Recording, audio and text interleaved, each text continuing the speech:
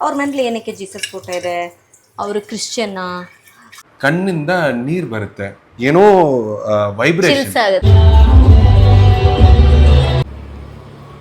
Hi, good morning everyone. ಎಲ್ಲರೂ ಹೇಗಿದ್ದೀರಾ?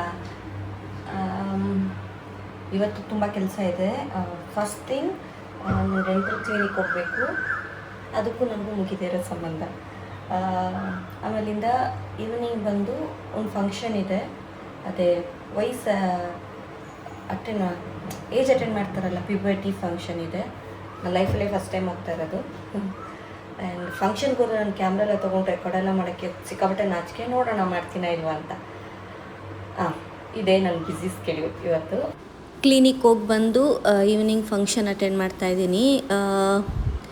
ಅಭಿ ಇದ್ದಾನೆ, ಆದಿ ಅವ್ರ ಅಣ್ಣಂದಿರ ಜೊತೆ ಇದ್ದಾನೆ, ಇಲ್ಲಿ ಅತ್ತಿಗೆ ಇದ್ದಾರೆ, ಮತ್ತು ಫ್ಯಾಮಿಲಿ ಇಲ್ಲಿರೋರೆಲ್ಲ ಇದ್ದಾರೆ. ಬಟ್ ನನಗೆ ಅಷ್ಟು ಗೊತ್ತಿಲ್ಲ ಯಾರೂ.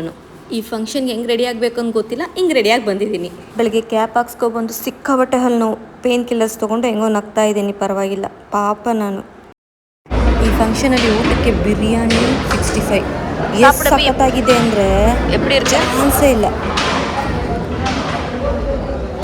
ಸಗದಾಗಿದೆಯಾ?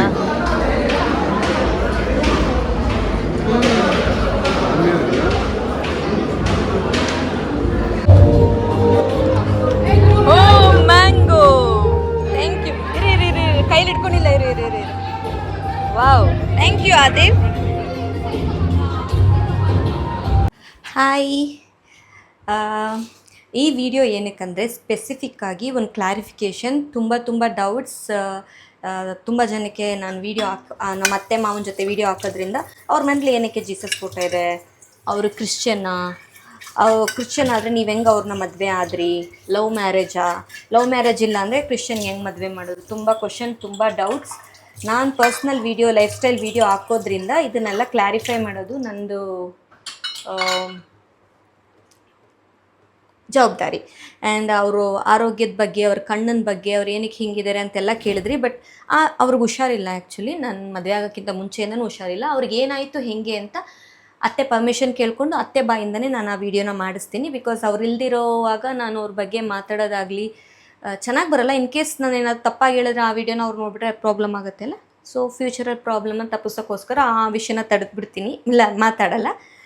ಈಗ ಏನಂದರೆ ಅವರು ಕ್ರಿಶ್ಚಿಯನ್ನ ಅನ್ನೋದು ಇಲ್ಲ, ಅವರು ಆ್ಯಕ್ಚುಲಿ ಇಲ್ಲ. ಮಾವ ಬಂದು ಹೋಟೆಲ್ ಇಂಡಸ್ಟ್ರಿಲಿ ಇರೋದು. ಅವರು ಬೆಹರಿನ್ಲೆ ಹೋಗಿದ್ದಾಗ ಕೆಲಸಕ್ಕೆ, ಅಭಿ ಆಗೊಂದು ಕಾಲೇಜ್ ಓದ್ತಿದ್ದನೋ PUC ಓದ್ತಿದ್ನೋ ಏನೋ ಗೊತ್ತಿಲ್ಲ.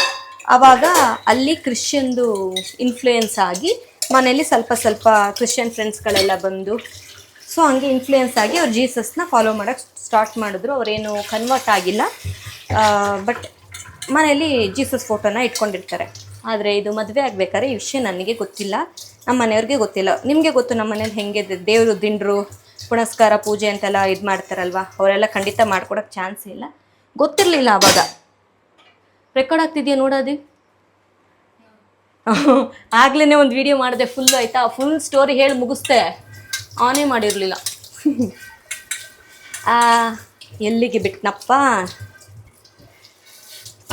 ಮಾಡ್ಕೊಡೋಕ್ಕೆ ಚಾನ್ಸೇ ಇಲ್ಲ. ಬಟ್ ಅದು ನಾವು ಮನೆಗೆ ಬಂದಾಗ ಅವ್ರ ಫೋಟೋ ಏನೂ ಇರಲಿಲ್ಲ. ಬಟ್ ಎಂತಕ್ಕೆ ಹೆಂಗೆ ಆಯಿತು ಅಂತ ಗೊತ್ತಿಲ್ಲ. ಮದುವೆಗೆ ಇನ್ನೊಂದು ತಿಂಗಳು ಇದ್ದಂಗೆ, ಒಂದು ತಿಂಗಳಲ್ಲ 2 ವಾರ ಇದ್ದಂಗೆ ಗೊತ್ತಾಯಿತು. ಬಟ್ ಆ ಟೈಮಲ್ಲಿ ಪ್ರಾಬ್ಲಮ್ಮು ಆಯಿತು.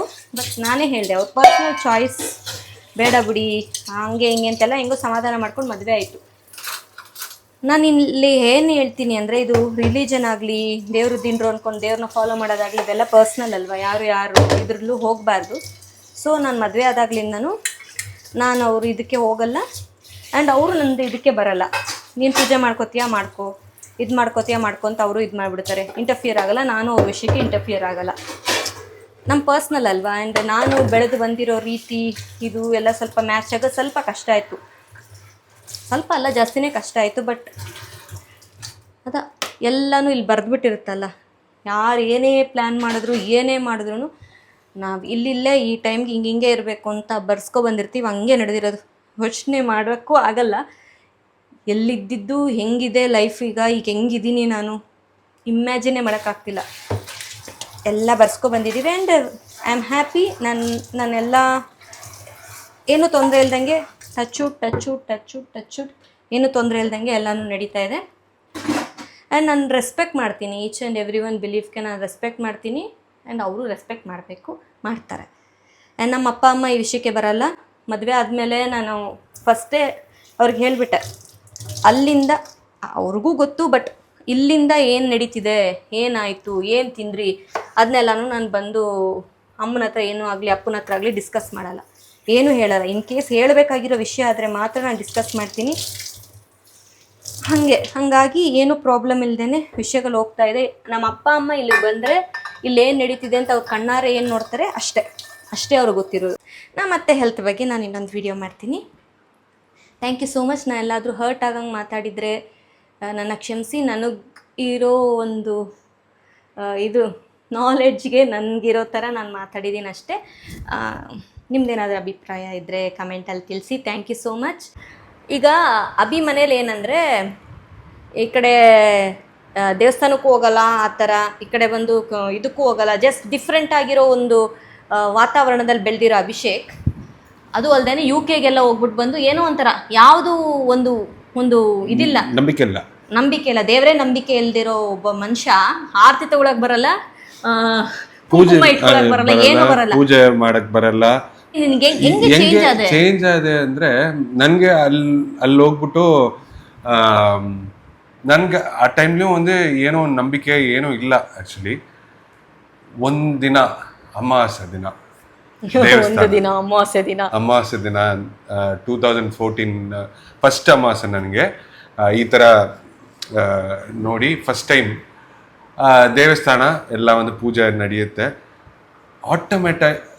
ಆಟೋಮ್ಯಾಟಿಕ್ ಆಗಿ ಕಣ್ಣಿಂದ ನೀರು ಬರುತ್ತೆ, ಏನೋ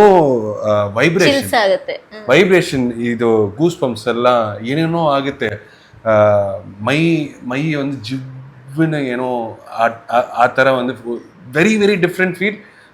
ಲೈಫಲ್ಲಿ ಫಸ್ಟ್ ಟೈಮ್ ಆ ಥರ ಒಂದು ಫೀಲ್ ಇತ್ತು ನನಗೆ. ಅದೇ ನನಗೆ ಒಂದು ಟರ್ನಿಂಗ್ ಪಾಯಿಂಟ್. ಆ ದಿನದಿಂದ ಸ್ಟಾರ್ಟ್ ಆಯಿತು ನನಗೆ. ಅಂಟಿಲ್ ದೆನ್ ಟೆಂಪಲ್ಗೆ ನಾನು ತಾತನ ಜೊತೆ ಹೋಗಿದ್ದಿಲ್ಲ. ತಾತನ ಸ್ಟೋರಿ ಹೇಳು.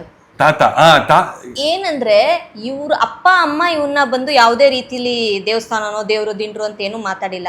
ಬಟ್ ಇವ್ರ ತಾತ ಬಂದು ಸೇಮ್ ನಮ್ಮ ಅಪ್ಪನ ಫ್ಯಾಮಿಲಿ ತರ ಅವ್ರ ಆ ಇದ್ರಲ್ಲಿ ಅಯ್ಯಪ್ಪ ಅಂಡ್ ಗುರುವಾಯೂರಪ್ಪ ಅಂತ ಸಿಕ್ಕಾಬಟ್ಟೆ ಇಷ್ಟ, ಪೂಜೆ ಪುನಸ್ಕಾರ ಎಲ್ಲ ಮಾಡ್ತಿರೋ ಅಂತ ವ್ಯಕ್ತಿ ಅವರು. ಅವ್ರಿಗೆ ನಿಂತೋಯ್ತು, ಅವ್ರ ಮಗನ್ಗೆ ಒಂದು ಎಳ್ಳಷ್ಟು ಬಂದಿಲ್ಲ ಏನೂನು. ಸೊ ಅವ್ರ ಮಕ್ಳಿಗೂ ಬಂದಿರ್ಲಿಲ್ಲ. ಆ ತಾತಂದು ಅನುಗ್ರಹನೋ ಅವ್ರದ್ದು ಒಂದು ಆಸೆನೋ ಗೊತ್ತಿಲ್ಲ, ಆ ತರ ಮನೆಯಿಂದ ನಾನ್ ಬಂದು ನನ್ ಮೂಲಕ ಅವನಿಗೆ ಒಂದು ಡಿಫ್ರೆಂಟ್ ಆಗಿರೋ ಎಕ್ಸ್ಪೀರಿಯನ್ಸ್. ನನ್ನ ತಾತ ಇದ್ರೆ ನನ್ಗೆ ತುಂಬಾ ಖುಷಿಯಾಗಿರುತ್ತೆ. ಬಿಕಾಸ್ ಈ ತರ ಹುಡುಗಿ ಈ ತರ ಮನೆ ಅವ್ರಿಗೆ ಒಂದು ತುಂಬಾ ಇಷ್ಟ ಆಗಿರುತ್ತೆ ತಾತನ್ಗೆ. Unfortunately is not here with us.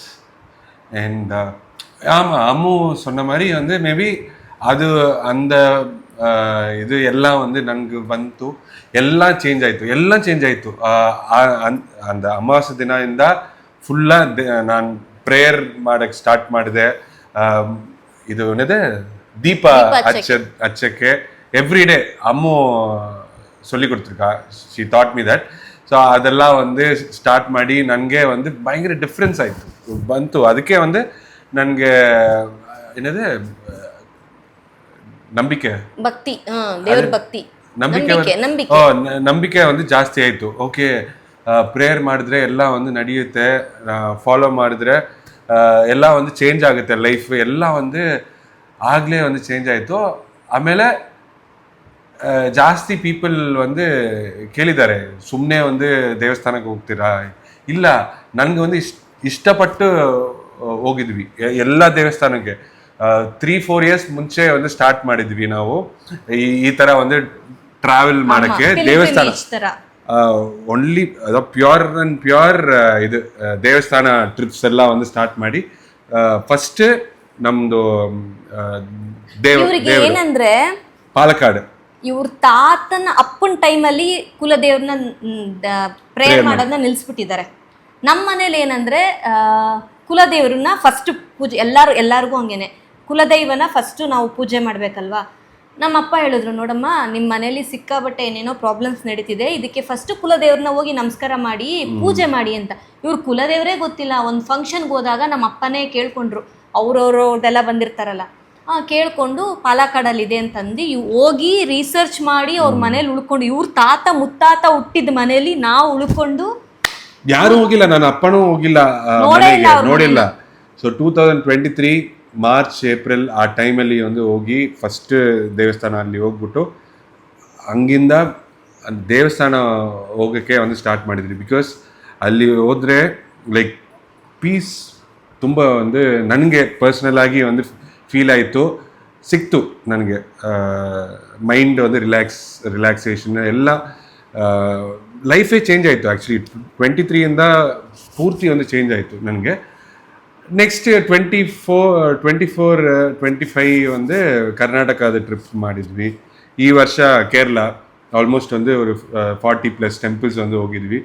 ಎಲ್ಲ ಟೆಂಪಲ್ಸು ಒಂದೊಂದು ಬ್ಯಾಕ್ಗ್ರೌಂಡು, ಒಂದೊಂದು ವೈಬ್ರೇಷನ್ ಒಂದು ಸಿಕ್ತು ನಮಗೆ. ಸೊ ಅದಕ್ಕೆ ಎವ್ರಿ ಇಯರ್ ಒಂದು ಈ ಥರ ಒಂದು ಸಮ್ಮರಲ್ಲಿ ಪ್ಲ್ಯಾನ್ ಮಾಡಿದ್ದೆ. 2-3 ಇಯರ್ಸ್ ಮುಂಚೆನೇ ಒಂದು ಇಬ್ಬರು ಒಂದು ಮಾತಾಡಿ we have to go spend time ಎಲ್ಲ ಹಾಲಿಡೇಸ್ಗೆ ಒಂದು ಅದು ಒಂದು ಸೈಡ್ ರಿಲ್ಯಾಕ್ಸೇಷನ್. ಇದು ಒಂದು ಇನ್ನೊಂದು ಥರ ರಿಲ್ಯಾಕ್ಸೇಷನ್ ನನಗೆ ಒಂದು ಪರ್ಸ್ನಲ್ ಆಗಿ ಸಿಕ್ತು. ಹಂಗೆ ಒಂದು ಲೈಫ್ ನನಗೆ ಒಂದು ಪೂರ್ತಿ ಚೇಂಜ್ ಆಯಿತು ಸ್ಪಿರಿಚುವಲಿ. ಏನಾದರೂ ನಿಮ್ಮದು ಥಾಟ್ಸ್ ಇದೆ ನನಗೆ ಕಮೆಂಟ್ ಮಾಡಿ. Thank you so much.